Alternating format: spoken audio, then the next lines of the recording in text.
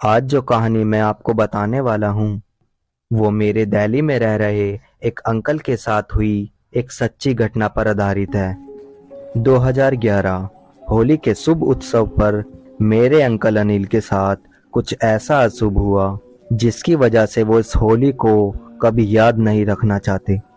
होली की देर रात को उनको ऑफिस के काम से अर्जेंटली हैदराबाद जाना था और देर रात में 4 बजे की फ्लाइट बुक थी। एयरपोर्ट पर जाने के लिए उनको दिल्ली कैंट रोड से जाना था। कहते हैं दिल्ली कैंट एरिया इंडिया के सबसे हॉन्टेड जगहों में से एक है और तो और ये इंडियन आर्मी ऑफिसरों का घर भी माना जाता है। पर फिर भी इस एरिया को काफ़ी भयानक माना जाता है। अनिल को इसी एरिया से निकलकर एयरपोर्ट जाना था।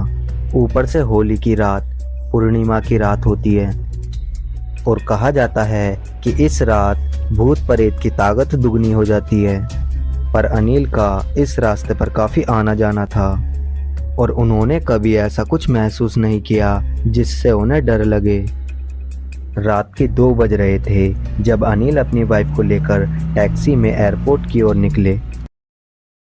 दिल्ली कैंट रोड के आते ही कुछ ही देर में अनिल को रोड पर खड़ी सफ़ेद साड़ी में एक औरत दिखी जो अपने हाथ के इशारे से लिफ्ट मांग रही थी। अनिल ने सोचा इतनी देर रात ये औरत इतने सुनसान रास्ते पर क्यों खड़ी है और उन्होंने ड्राइवर को गाड़ी रोकने को बोला। टैक्सी ड्राइवर ने औरत के पास जाकर गाड़ी रोकी और अनिल जैसे ही गाड़ी से बाहर निकले तो वहाँ कोई नहीं खड़ा था।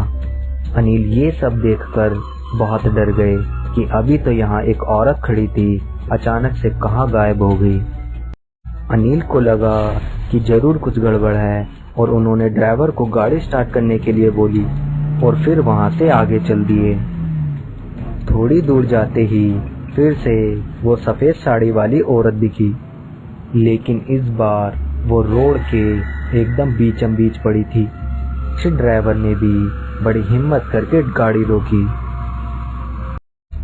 और अनिल गाड़ी से उतरकर रोड पर पड़ी औरत से बोला, कौन हो तुम और यहाँ रोड पर क्यों पड़े हो? अगर आपको कहीं जाना है तो आइए, हम आपको छोड़ देंगे। उस औरत ने कोई जवाब नहीं दिया, वो उल्टी तरफ मुंह करके जमीन पर पड़ी थी। अनिल ने फिर बोला, घबराइए मत, हम आपको आगे तक छोड़ देंगे। उस औरत ने फिर से कोई जवाब नहीं दिया। तभी अनिल को थोड़ा गुस्सा आ गया और उन्होंने उसके पास जाकर जैसे ही हाथ लगा के पूछा, तुम्हें कहीं जाना है या नहीं? तभी उस औरत ने पीछे की तरफ मुड़कर देखा। अनिल उसका ये भयानक चेहरा देखकर एकदम से डर गया और जल्दी से अपनी गाड़ी में बैठकर ड्राइवर से बोला, ड्राइवर गाड़ी भगा। ड्राइवर ने तेजी से गाड़ी को आगे भगाया और ड्राइवर डर के मारे गाड़ी बहुत तेजी से चला रहा था। दिल्ली कैंट से बाहर आते ही उनकी गाड़ी का एक्सीडेंट हो गया।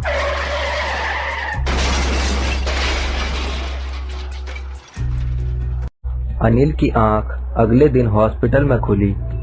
उनको मालूम हुआ कि उनकी वाइफ कोमा में चली गई और उस ड्राइवर की एक्सीडेंट होते ही मौत हो गई थी।